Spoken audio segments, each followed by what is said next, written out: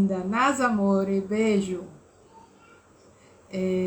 Então a gente falou semana passada sobre o comportamento não verbal. Às vezes o paciente, ele não diz, mas ele demonstra através do seu corpo o que ele está sentindo, né? Aquela angústia, o medo, às vezes ele não quer fazer aquele exame, então ele chega retraído. E a gente precisa entender isso, né? Então foi o que a gente falou na semana passada. E hoje a gente vai falar sobre o preparo desse paciente.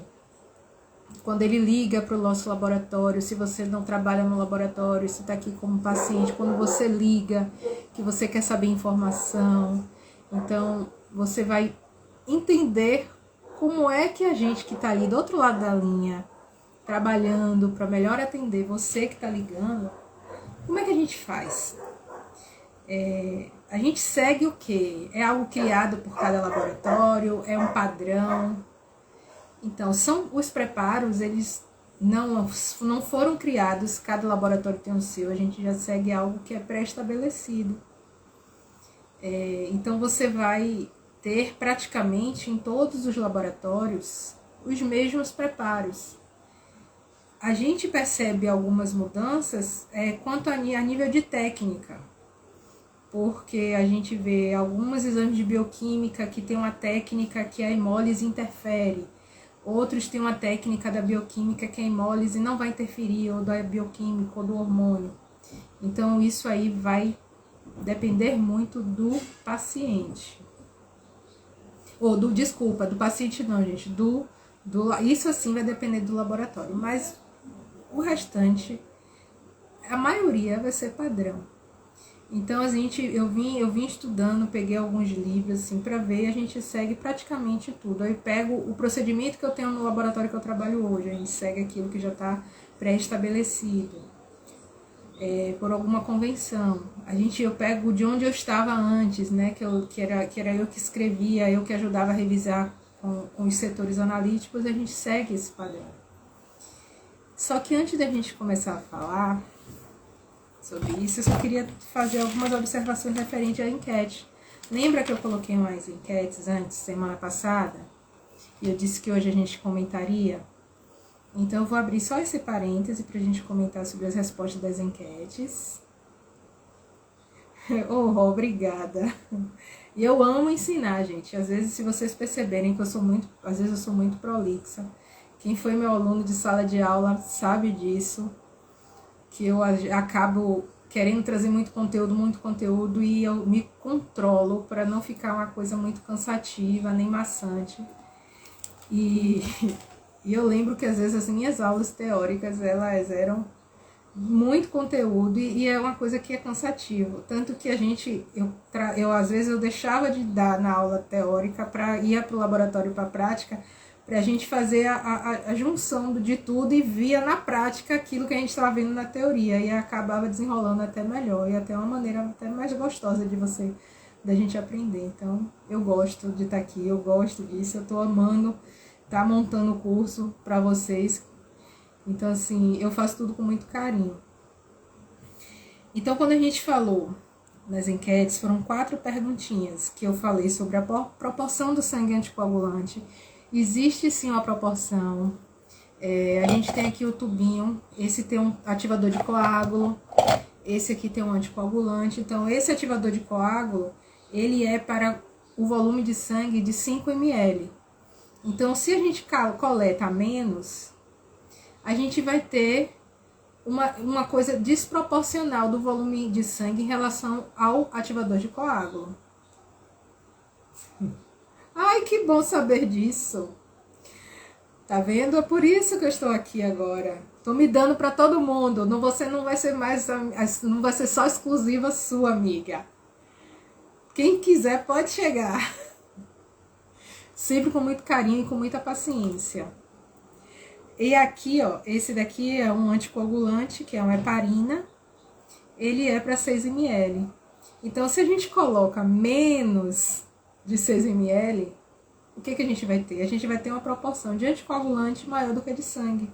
E isso pode sim interferir no resultado do paciente. Então é importante que a gente siga esse padrão, né, do volume de sangue com a quantidade de anticoagulante que está no tubinho.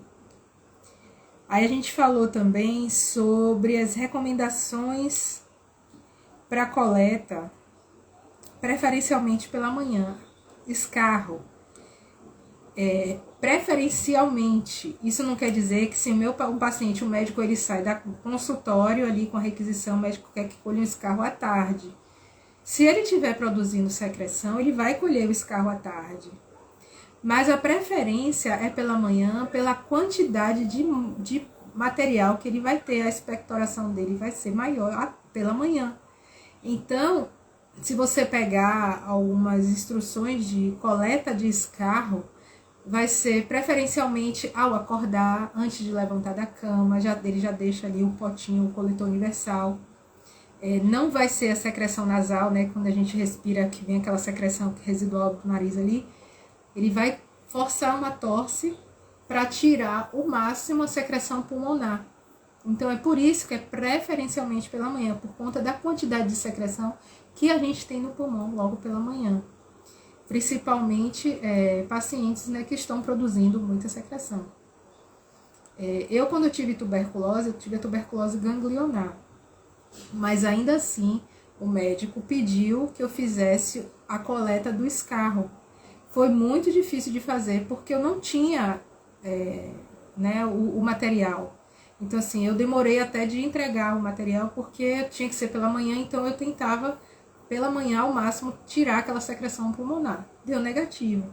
Mas, assim, consegui coletar. Mas não foi fácil, porque a tuberculose que eu tive foi do gânglio, não foi do pulmão. Então, ainda assim, eu senti na pele o que o paciente... Quando a gente passa pelo processo, é muito mais fácil, até a gente estar instruindo o paciente. Mas e como quem não passou tem que seguir realmente, pega o que está escrito, interpreta, se tiver dúvida, chama alguém para poder ajudar. Oi, minha irmã linda, tô aqui também. Tu tem dúvida, chama um colega, chama o supervisor, chama o coordenador, mas tira essa dúvida para poder estar passando a informação corretamente para o paciente. Aí teve outra pergunta que foi, na coleta de urina de 24 horas, o paciente deverá... O que é que o paciente faz na coleta de urina de 24 horas? Eu lembro que eu coloquei lá, descartar o primeiro jato e esvaziar completamente a bexiga. A gente tem que ter cuidado na hora de passar essa instrução ao paciente, por quê? Porque às vezes o paciente interpreta... Cunha, seja bem-vinda! Porque às vezes o paciente interpreta da seguinte maneira: esvaziar a bexiga. Aí você fala esvaziar a bexiga, tem que ser claro, ó, acordou, faz xixi, todo aquele xixi que tá ali dentro, você vai jogar fora no vaso. Porque ainda assim, ele tá tão acostumado só com descartar o primeiro jato, que ele acha, alguns pacientes vão achar que você tá dizendo para descartar só o primeiro jatinho, ele coleta o jato médio e aí começa a coletar a amostra. Não. Esvaziar completamente a bexiga, anotar o horário e começar a colher a partir da segunda micção, completando todo o ciclo de 24 horas na primeira urina do dia seguinte. Então a gente tem que ser muito claro, até na hora de falar. Parece que eu estou falando algo muito simples, mas tem paciente que não entende. Principalmente quando é refrigerar, porque eu já tive pacientes que queriam entregar a urina, que eles deixaram no ar-condicionado. Para eles, o ar-condicionado estava ali medindo no termostato do ar-condicionado 18 graus. Mas será que o quarto estava a 18 graus? Então, ele queria, porque queria, se a temperatura refrigerada entre 2 e 8. Ele queria porque queria que recebesse, porque estava friazinha a urina, dormiu no ar-condicionado. E não é assim. Refrigerado, é na geladeira. Beleza?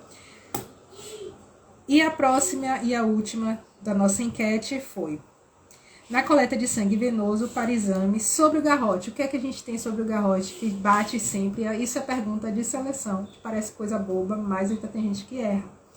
A gente não pode deixar o garrote o tempo todo durante a coleta. O tempo do garrote é 1 minuto. Funcionou, tira o garrote. Isso que a gente disse o tempo todo. Funcionou. Minha mãe, que coletava sangue há muitos anos, quando ela começou a trabalhar, ela disse que a orientação que elas tinham era de deixar o garrote até o final da coleta. E eu peguei um material da época dela, e a gente estava lendo, ela queria me mostrar aqui, ó céu. Tá vendo que eu não tô errada? E tinha escrito o torniquete. Isso aí, tem que mastigar. A gente tem que dizer tudo mastigadinho mesmo pro paciente. Ó, desenhar se for possível. Aí ela me mostrou, assim, ó, aqui, ó. Só tirar o torniquete, não estava assim escrito não, mas só a grosso modo, tirar o torniquete quando terminar a coleta do sangue. Ou seja, se o paciente demorasse ali com aquela coleta, o braço ficaria apertado. Ainda tinha a justificativa era para manter o fluxo sanguíneo. Hoje, a gente sabe que o garrote o tempo todo amarrado ali no braço do paciente causa interferências. Então, funcionou, tira o garrote. Aí eu ainda expliquei a ela, ó, tem alguns analíticos que não pode, tipo lactato, que se ficar, tem médico que já bota na requisição médica que não quer que amarre o garrote, potássio, ele não quer que amarre o garrote. Aí ela fez e colhe como? Eu fiz, a gente vai colher. Às vezes é difícil, mas a gente consegue colher. Então, assim, a gente tem que ter muito cuidado, tem que ter muita atenção a esses cuidados. Aí eu falando das enquetes, a gente acaba entrando no quê? No preparo do paciente. E quando a gente fala desse preparo, no processo analítico, nos desenrolar dos testes laboratoriais, a gente vai passar por 3 etapas, que é preparo do paciente, coleta da amostra, a análise das amostras e o relatório dos resultados. Esse é o processo. E o primeiro processo, que é preparo do paciente, a primeira etapa, que é o preparo do paciente, a coleta das amostras, eu não posso dizer que é o mais importante, porque todos os outros são importantes também, mas eu vou dizer a você que é o mais crítico. Por quê? Porque ele depende muito da interpretação de da comunicação. A gente falou de comunicação na semana passada. Da comunicação do técnico, da pessoa responsável pelas instruções, do que ele está ouvindo. Lembra que eu falei que a ilusão, o problema da comunicação é a ilusão de que o outro entendeu o que está sendo comunicado. Então é essa ilusão da gente achar que o outro entendeu. Eu tenho uma técnica lá onde eu trabalho que às vezes ela faz assim: repita para mim aí o que eu acabei de te dizer. Eu acho isso, quando eu ouvi a primeira vez eu até estranhei, mas ela fala: repita para mim, principalmente quando é urina de 24 horas, ela faz. Repita para mim. Oh, obrigada. Ela faz, repita para mim o que eu acabei de dizer. Mas ela fala isso com muita delicadeza e o paciente repete. E às vezes o paciente repete e ainda repete errado, para você ter noção. Então a gente tem que ter certeza do que está sendo passado. A fluidez da nossa comunicação. Porque qualquer ruído a gente pode pôr a perder aquele resultado, aquela amostra. Então, assim, vai atrapalhando a coleta da amostra, vai atrapalhar o desenrolar de todos os outros processos. Então, a gente tem que estar muito atento a isso. Para não ter recoleta. Então, a pior coisa é a gente precisar repetir. Os laboratórios que trabalham com questionário, é muito importante o questionário para o setor analítico. E às vezes esse questionário nem vai para o setor analítico, às vezes a gente escaneia, né, anexa em algum lugar. E a gente fica assim, para que responder o questionário se não está indo para a sala de análise?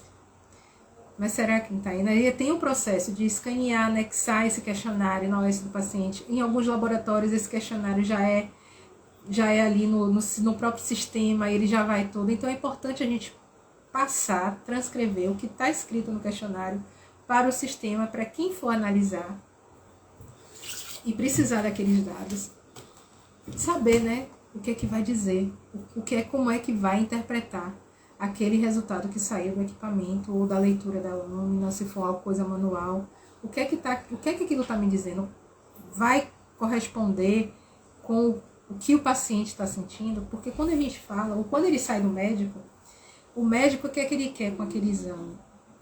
Ele quer saber o que é que está causando aquele distúrbio no paciente. Então a gente tem que estar com o nosso sistema ali todo certinho. Então a gente não vai para o médico à toa. Sentir uma febre, uma dor. Então o médico vai passar o exame. O que é que ele quer saber exatamente? Então ele já sabe que o paciente tem um problema.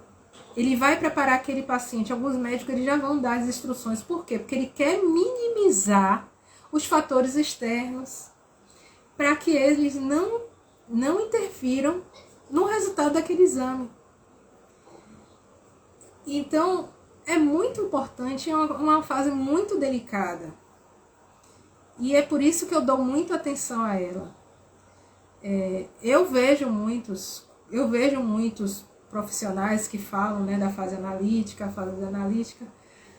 e quando falam da fase analítica, sintam sim a pré-analítica, mas eu acho que a gente podia ser mais detalhista, ou chamar mais atenção, porque não vai existir uma boa fase analítica se essa fase de preparo do paciente não estiver bem correta, redondinha. Então, quando a gente vai preparar o paciente, a gente quer minimizar justamente esses fatores.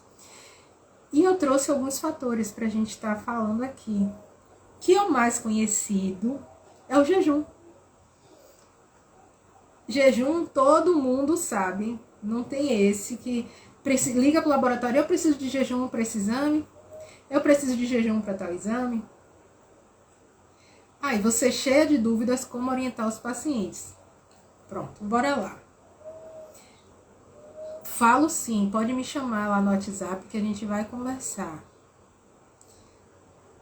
Não pode comer nenhuma proteína. Você está falando referente a que exame exatamente? Que tem essa restrição de ingestão de proteína. Depois você manda aí para ver se eu consigo te ajudar. Ou então depois a gente pode conversar lá no WhatsApp.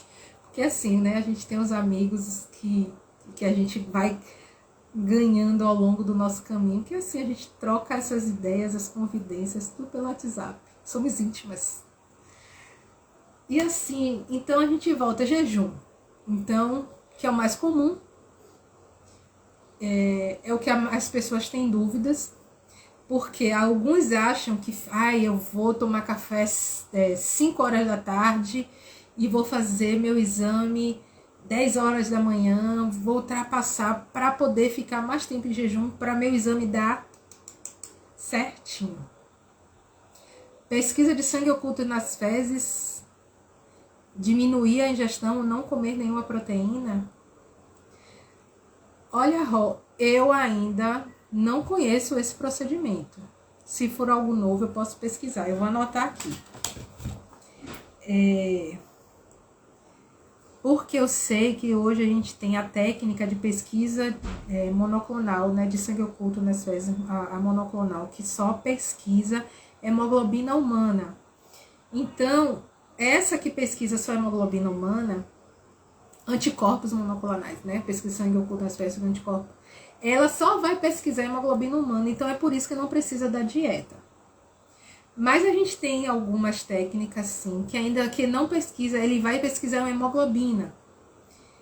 E aí ele tem uma restrição, né? Tem uma dieta, que é não comer vísceras, não comer carne vermelha, não comer, aí já entra também não comer alimentos com corantes.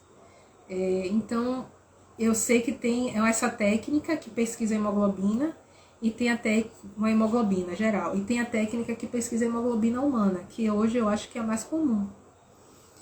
Então, eu ainda não ouvi, não li nada sobre a restrição de proteína. Mas eu anotei aqui e depois eu te dou essa resposta. Eu posso até colocar aqui também, colocar aqui no Instagram, já que a gente está falando sobre isso aqui no nosso encontro. Só um momento, tá? Que eu tô anotando. Quem tiver mais dúvida, pode mandar aí que a gente tenta responder. Ou tentar não, a gente responde. Porque se você tenta, você não faz, né, Roca? Eu falei isso com você semana passada ou foi essa semana? Tentar não, fazer. Então a gente falou do jejum. Então, jejum, nada de jejum prolongado. Mínimo de 8, no máximo de 14.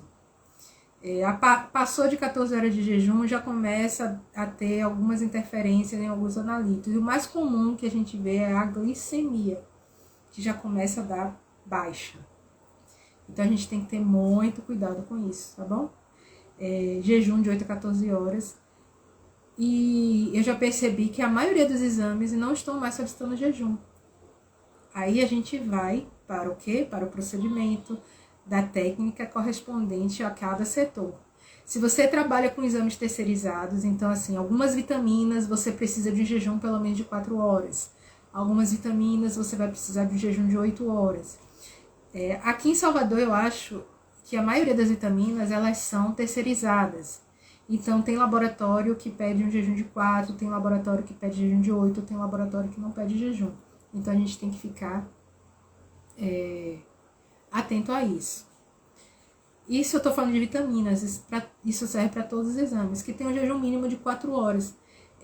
Eu já percebi também que às vezes alguns médicos, quando falam jejum de 4 horas, então quase nem precisa de jejum. Mas se aquele laboratório, para onde você terceiriza o exame, ele pede jejum de 4 horas, você vai orientar o seu paciente para aquele exame de jejum de 4 horas, mesmo que ele tenha ali uma gama de exames que não precisa de jejum. Mas tem esse que precisa de jejum de 4 horas, a gente vai seguir a instrução do jejum, que tá ali, certinho?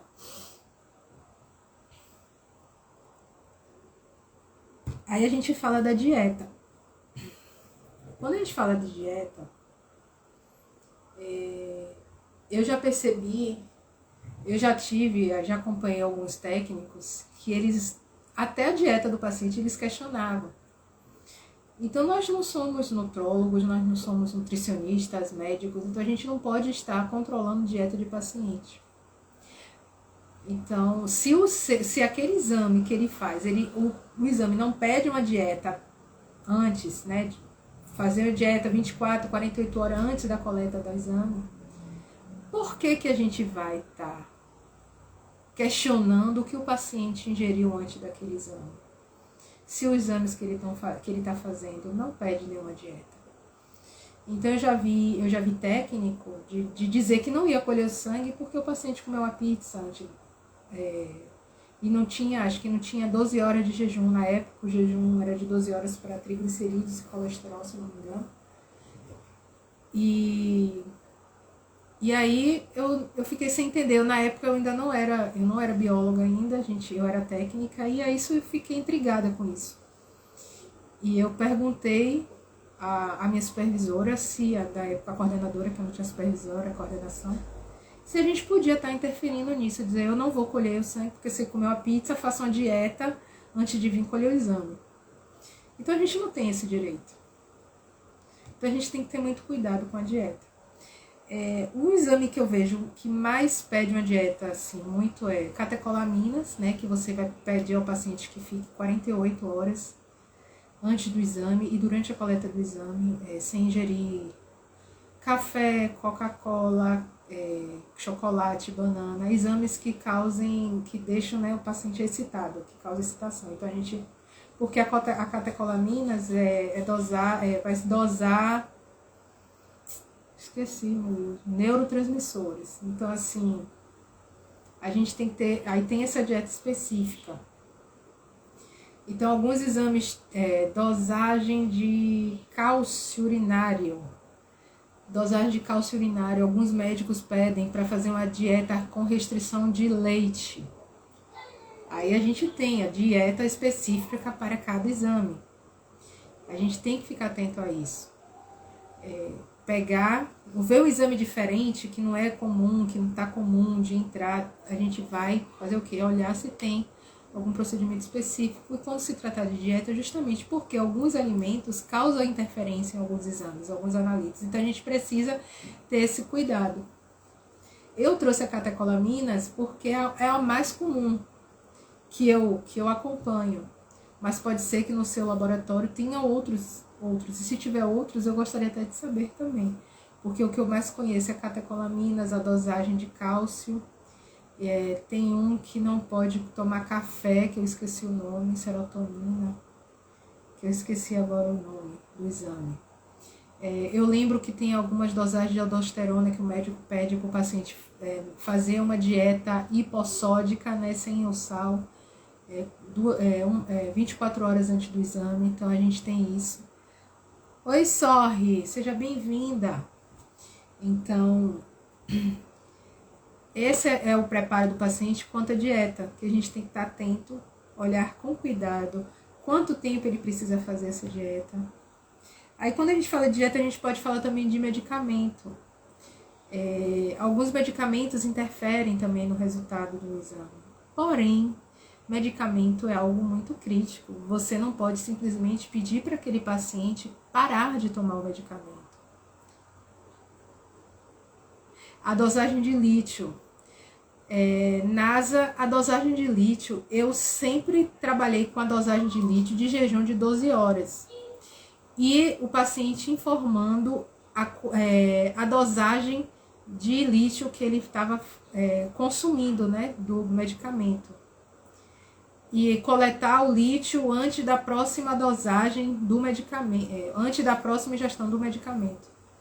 Então, eu sempre soube, para mim, que lítio precisava de um jejum de 12 horas. Então, talvez, no laboratório que você conheça, né, quem com você acompanhou, era você que fazia a dosagem de lítio, talvez lá nesse laboratório eles não pedissem um jejum. Mas nos lugares que eu trabalhei, eu também não trabalhei em muitos lugares não, viu, NASA? Eu só trabalhei em Previna, Labaclen, DNA e agora onde eu tô. Só trabalhei em 4 lugares. Mas eu também, porque assim, em cada lugar eu ficava muito tempo. Então, o que eu fiquei mais tempo foram 10 anos, foi no Labaclen, e fiquei 8 anos na última, que foi no DNA. Então, nesses lugares eu sempre vi o jejum de 12 horas pro lítio. Então, a gente entra em medicamento. Medicamento é algo que você... Era tu, Chuchu? Então o lugar que você fazia não pedia jejum e depois você mudou de lugar ou eles mesmos começaram a pedir o jejum? Porque tem isso, pode ser que a técnica que eles utilizavam, o jejum era dispensável, então não precisava de jejum. E aí depois ele mudou a técnica e percebeu que, e viu que na técnica utilizada era necessário esse jejum para a dosagem do lítio. Deixa eu anotar aqui o lítio.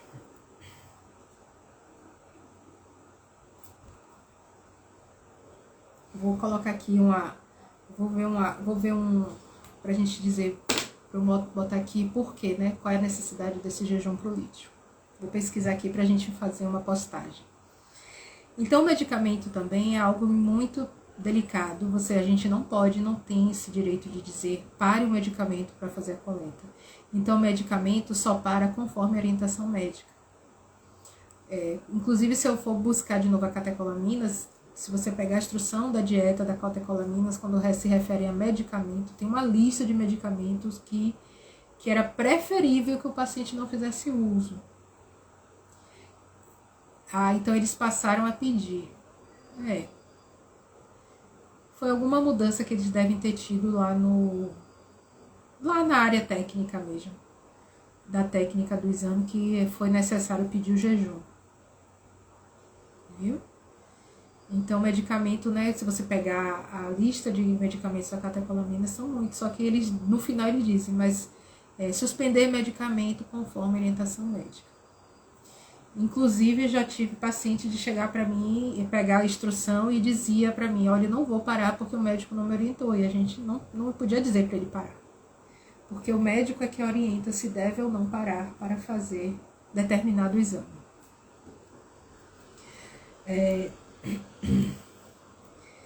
Exercício físico é um fator também muito importante. Todos são importantes, né?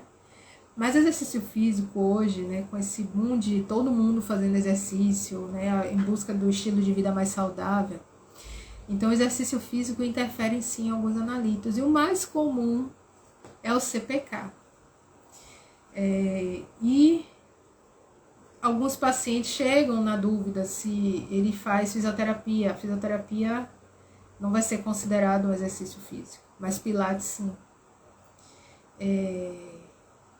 E alguns pacientes que são atletas, eles vão ter um CPK alterado já fisiologicamente, por conta da quantidade de exercícios físicos que ele vem realizando. Tipo, eu não tenho o costume de fazer atividade física, exercício físico pesado. Se vocês acompanham, às vezes quando eu posto, eu tô numa bicicleta, principalmente agora que o médico liberou para fortalecer minha panturrilha, é a bicicleta ergométrica que eu faço aqui em casa. E ele já liberou também pilates, eu já estou fazendo a fisioterapia. Então pronto, eu não sou uma pessoa de fazer exercício físico constantemente, né? Tô voltando agora. Então, se eu for fazer uma dosagem de CPK, eles vão me pedir para não realizar atividade física. Se for onde eu trabalho, vai pedir por 12 horas. Mas tem laboratórios que pedem por 3 dias você ficar 72 horas sem atividade física, sem o exercício físico. Mas um paciente que já é atleta, mesmo que a gente peça para ele parar, fazer esse intervalo, o CPK dele vai continuar dando alterado. Então é importante que você informe isso para a área técnica, né? Bote ali na ficha daquele paciente. CPK, ele é uma enzima, creatinina-fosfaquinase, que é produzida pelo músculo. Então, quando a gente faz uma atividade física intensa, as fibras musculares elas se rompem e libera o CPK para o sangue. Então, quando a gente pergunta, né, para o paciente se fez atividade física, principalmente na dosagem do CPK, é justamente porque o CPK muito elevado pode ser indício de alguma doença ou de algum problema que o paciente tenha. E a gente vê isso muito em problemas do coração, que agora eu esqueci o nome, acho que é infarto. Que ele dá quando o paciente tem algum problema, acho que é infarto, viu? Depois eu posso até corrigir. Que rompe, né, as fibras musculares do coração e libera o CPK e vai dar muito alto. Então, é por isso que a gente pede justamente para evitar atividade física antes do CPK, para que não seja algo relacionado a algum tipo de patologia daquele paciente. Aí é por isso que os laboratórios perguntam se você está realizando atividade física antes do CPK, antes do CPK. Conseguiu entender, Sorry? Qualquer coisa, manda pergunta aí que eu explico melhor, se você não conseguiu entender o que eu falei, tá? Então, atletas, o CPK vai dar elevado já, fisiologicamente, vai dar fisiologicamente elevado. A testosterona também aumenta com atividade física prolongada, então a atividade física prolongada aumenta o hormônio da testosterona. Eu lembro que uma vez eu fiz e o médico falou, você não faz atividade física. Obrigada, minha sorry. Obrigada. Eu lembro que uma vez o médico falou, você não faz atividade física, né? Sua testa está baixa. Então, assim, ele pediu para aumentar, né? Tem muitos anos isso. E eu realmente não fiz atividade física. Porque eu não gostava. Agora que eu aprendi a gostar da atividade física. Do exercício. Então, a gente tem um exercício físico a longo prazo também aumenta a testosterona. E a gente pode encontrar outros analíticos que aumentam ou que tem uma interferência significativa com a atividade física. Outro fator que eu trouxe foi o gênero. Então a gente tem, né, o masculino e o feminino. Por que o gênero interfere? O que é o gênero, então, no preparo, né, para o paciente? Nesse caso aí, a gente tem que ter muito cuidado na hora do cadastro. Ou pacientes que estão passando pela transição, né, que estão mudando o gênero, né? Então a gente tem que ter esse cuidado também por conta do hormônio que usa. Então é importante a gente estar fornecendo esses dados para a sala de análise. E já tem estudos, inclusive, que fala da interpretação laboratorial para pacientes que estão passando pela transição, né, da mudança de gênero. Eu acho que é assim que fala, né? A hemoglobina glicada, que é HB1, pode ser alimentado? Pode sim. Pode sim. Inclusive, para a hemoglobina glicada não precisa de jejum. Apesar, né, da gente dizer, mas não é da hemoglobina glicada, não tem a ver com a glicose, por que não precisa de jejum? para esse exame não vai precisar de jejum. E eu estava até conversando com meu tio que eu digo que a hemoglobina glicada é... Aí você vai perguntar para quem sabe quem é, sou eu, é. Fico toda orgulhosa, toda me achando. Eu estava conversando com meu tio e disse, olha, a hemoglobina glicada, ela entrega, que o paciente às vezes, né, faz um jejum só ali para poder, achando que a glicose vai baixar, mas a hemoglobina glicada vai dali. A hemoglobina glicada, ela vai... Rosana, você tirou meu raciocínio. A hemoglobina glicada, ela vai entregar, vou dizer assim, a grosso modo, é a fofoqueira. Porque o paciente vai fazer um jejum por causa da glicose, né? Tem paciente assim, eu não sei se vocês conhecem, mas eu conheci alguns pacientes que é assim, na véspera do exame, ou antevéspera do exame, eles comiam direitinho, faziam tudo certinho para poder o exame dar certinho. Mas aí ele pegava e o médico vai e passa o quê? Uma hemoglobina glicada. E aí a glicemia dele dava até normal, dentro da normalidade, mas a hemoglobina glicada dele dava ali alta. E aí o médico dizia, ó, tá aqui, ó, pré-diabetes. Sua glicemia média estimada tá aqui alta. O senhor não tá fazendo a dieta adequada, o senhor não tá usando o medicamento adequado, o senhor não... então assim, a hemoglobina glicada, ela vai fazer isso. Ela dá isso pro médico, né? Essa interpretação, essa questão da avaliação. Então a gente tem que ter cuidado, porque às vezes tem pacientes que não fazem, né? Deixa para fazer na véspera um jejum, ou 72 horas sem bebida alcoólica. Eu nem botei bebida alcoólica aqui, mas 72 horas sem bebida alcoólica. A bebida alcoólica também interfere nos exames, então a gente precisa ter esse cuidado. E voltando ao gênero, a gente tem que ter muito cuidado na hora de cadastrar, na hora de colocar as informações referentes àquele paciente. E outro fator é o fator cronobiológico. Esse é muito conhecido da gente. Isso, a hemoglobina glicada é fofoqueira mesmo. Eu não sei nem... É fofoqueira. Eu disse isso para meu tio e às vezes eu dentro do laboratório, a gente, quando tem as piadinhas de laboratório, a gente falava isso também. E quando a gente fala de fator cronobiológico, que é o mais conhecido, o exame mais conhecido de cronobiologia é cortisol. Porque é um exame que ele é um hormônio que é produzido pela suprarrenal, e que ele é conhecido também como o hormônio do estresse. E o cortisol, ele tem um horário de produção que é 8 e 16, né, que é o pico de produção deles. E a cronobiologia, ela é o estudo dos ritmos biológicos. Só que aqui a gente está falando do cortisol a nível de hora. Mas a gente quando a gente fala de cronobiologia, a gente tem o tempo sazonal, mensal, anual. Nós mulheres que temos ciclo menstrual, estaria dentro também dos fatores cronobiológicos, né? Porque tem o período, né, em que acontece a temperatura, o tempo, né? O fator externo, o tempo, que vai também interferir em alguns exames. A gente também tem outro analito, que é o ferro.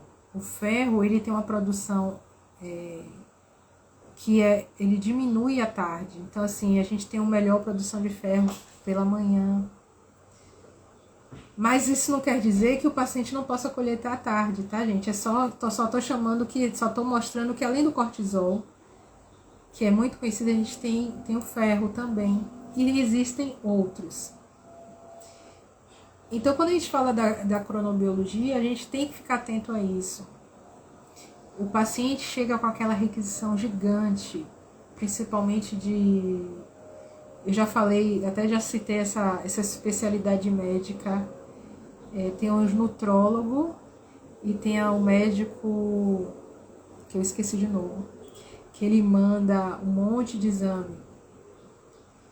E aí tá ali, cortisol, 8 horas, ou então cortisol sérico, 2 horas após acordar. Então, ele quer que exatamente que o paciente colete o cortisol. Ele pode acordar 10 horas, mas o médico quer que às 2 horas após acordar, ele colete o cortisol. Então, ele vai coletar o cortisol. Se ele acordar 8 horas da manhã, ele vai coletar o cortisol, segundo a orientação médica, às 10 horas da manhã. Tem também, o médico às vezes coloca cortisol 2 horas ao acordar, ingerir um copo d'água. Então, isso tudo a gente vai seguir conforme o médico daquele paciente está orientando. Se não tem essa orientação prévia, cabe a nós do laboratório estar passando esse tipo de orientação para o paciente. E por mais, gente, que a gente tenha uma rotina, uma quantidade de pacientes ali grande para atender, cada paciente é único.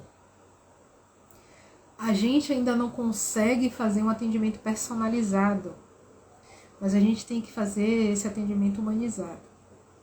O que seria um atendimento personalizado? A gente avaliar o perfil daquele paciente e atender. Cassinha linda, seja bem-vinda. Ortomolecular, isso, Paty, obrigada. Ortomolecular, muito obrigada. Tava tentando lembrar, eu vou anotar esse nome aqui, porque toda vez que eu falo desse exame, ou de uma requisição médica grande, que eu ainda vou citar mais, ortomolecular. Para não esquecer. Oi, Clau, seja bem-vinda. Então, quando a gente fala, né, da variação cronobiológica, a gente tem que estar atento a isso. Gente, vocês têm alguma dúvida? Querem perguntar algo? Me diz aí, quem não é da área, quem é paciente, que tem alguma dúvida sobre preparo, que já algum preparo que você recebeu, que você achou estranho, que não entendeu, mas mesmo assim você fez do jeito que você achou que era, e ninguém no laboratório te perguntou nada, que às vezes acontece, como eu falei, às vezes a gente está numa rotina muito grande. Eu estava falando sobre atendimento personalizado. A gente está numa rotina muito grande e acaba se passando, né, de estar perguntando para aquele paciente como foi o preparo dele. Então, se a gente tivesse, né, hoje um atendimento personalizado, que seria ver o perfil daquele paciente e atender ele conforme aquele perfil, seria algo muito bom, né, de se fazer. Mas enquanto a gente não tem um atendimento personalizado, que a gente tente ao máximo ter um atendimento mais humanizado, né, de captar a essência daquele cliente, como a gente falou, entender o que o cliente está querendo, sanar a dor do cliente naquele momento.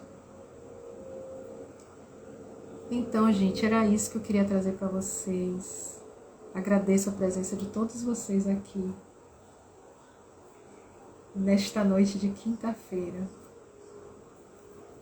Então eu vou me despedindo, pedindo a Deus que abençoe todos vocês, que guarde vocês, que vocês tenham uma noite de sono reparadora, viu? Gratidão a cada um que esteve aqui. Essa live também ficará gravada. E semana que vem, com fé em Deus, eu estou aqui novamente. Estarei trazendo um outro assunto, ou a gente pode dar continuidade aos outros fatores que nós temos aqui. Oi, Jojo! Saudade de você, te amo. Ainda vou fazer a aula de dança contigo, viu? Não esqueci não, deixa eu ficar boa do meu pé. Eu tenho tanta coisa para fazer quando eu ficar boa desse pé, que é pular de cangu, fazer essa dança com Jô. Tem mais outras coisas também, tanta coisa, meu Deus. Amália, meu amor, seja bem-vinda. A gente já tá terminando, mas essa live vai ficar gravada. Então, gente, é isso. Que Papai do Céu guarde vocês. Sintam meu amor e meu carinho. Pode contar comigo, você vai ver. Quando eu